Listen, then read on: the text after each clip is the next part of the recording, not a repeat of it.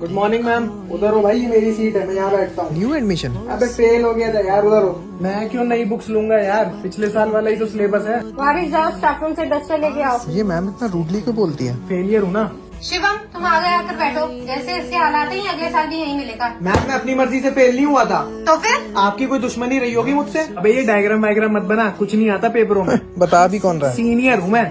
और भाई वारिस क्या हाल है? ये मेरी पिछली क्लास वाले हैं। अगर मैं फेल ना हुआ होता ना तो मैं भी इनके साथ घूम रहा होता।